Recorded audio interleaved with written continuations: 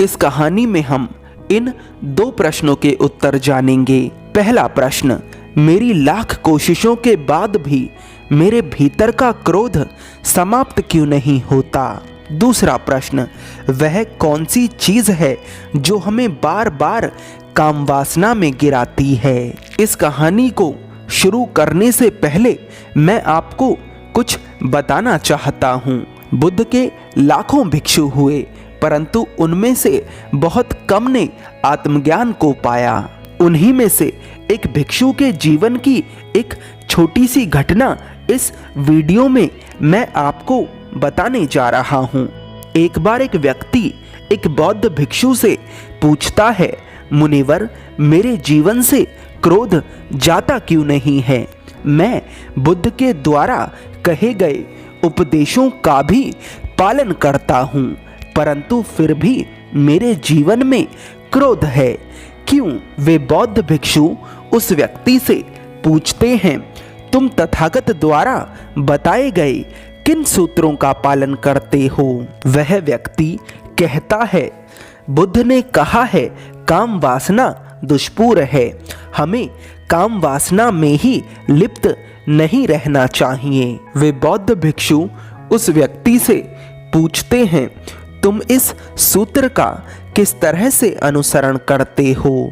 वह व्यक्ति कहता है, मैं स्त्रियों की तरफ आंख उठाकर भी नहीं देखता और ना ही उनके बारे में सोचता हूँ। वे बौद्ध भिक्षु उस व्यक्ति से पूछते हैं, और कौन से सूत्र हैं जिनका तुम अनुसरण करते हो? वह व्यक्ति कहता है, बुद्ध ने कहा है क्रोध अग्नि के जैसा है, जो उसे ही जलाता है जो उसे अपने भीतर रखता है। वे बौद्ध भिक्षु उस व्यक्ति से पूछते हैं, तो इस सूत्र का तुम क्या अर्थ समझते हो और इसे अपने जीवन में कैसे उतारते हो?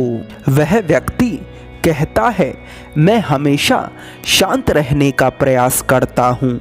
यदि मुझे क्रोध आता भी है तो मैं उसे रोक लेता हूँ, लेकिन मेरी लाख कोशिशों के बाद भी कभी कभी मेरा क्रोध फूट पड़ता है।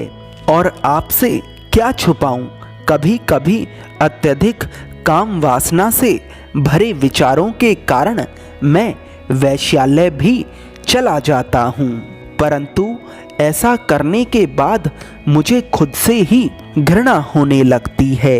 वे बौद्ध भिक्षु उस व्यक्ति से पूछते हैं, तुम्हारी उम्र क्या है? वह व्यक्ति कहता है, मेरी उम्र 25 वर्ष है। वे बौद्ध भिक्षु उस व्यक्ति से पूछते हैं, क्या तुम्हारा विवाह हो चुका है? वह व्यक्ति कहता है, नहीं, मैं अभी कुछ कमाता नहीं हूँ, इसलिए मुझसे विवाह कोई नहीं करना चाहता। वे बौद्ध भिक्षु उस व्यक्ति से कहते हैं, समस्या ये नहीं है कि तुम काम वासना से ग्रस्त हो या क्रोध से पीड़ित हो, समस्या ये है कि तुमने बुद्ध के द्वारा कही गई बातों का गलत अर्थ निकाल लिया है। तुम उस बात से चूक गए हो जो बुद्ध कहना चाहते हैं। तुम्हारा ज्ञान अधूरा है और वही तुम्हारे जीवन में जहर का काम कर रहा है। इस उम्र में स्त्रियों के प्रति आकर्षण होना स्वाभाविक है, इसमें ना तो कुछ अच्छा है और ना ही बुरा। काम वासना का उठना पूरी तरह से प्राकृतिक है। इसका उठना इस पृथ्वी पर जीवन के लिए आवश्यक है। बुद्ध ने कभी भी काम वासना को बुरा नहीं बताया और ना ही उन्होंने इसे दबाने पर जोर दिया। वे तो लोग ही हैं जो बुद्ध को सुनकर उनकी बातों का कुछ भी अर्थ निकालते हैं और लोगों के बीच भ्रांतियां फैलाते हैं, और इन भ्रांतियों के कारण ही लोग काम वासना जैसी प्रबल ऊर्जा को दबाने का प्रयास करते हैं, और इस दबाने के ही कारण ऊर्जा क्रोध बनकर बाहर आती है। वह व्यक्ति पूछता है, तो क्या इसका अर्थ यह है कि हमें काम वासना का आनंद लेना चाहिए? वे बौद्ध भिक्षु मुस्कुराते हैं और कहते हैं, इस दुनिया में हर व्यक्ति वो करने के लिए स्वतंत्र है जो वह करना चाहता है, जिसमें उसे आनंद मिलता है। काम वासना में लिप्त होना भी आनंद की अनुभूति कराता है, परंतु वह आनंद क्षणिक है, वह हमेशा नहीं रहता। परंतु मनुष्य की खोज एक ऐसे आनंद के बारे में है जो हमेशा रहे, क्योंकि वह भीतर से अधूरा है।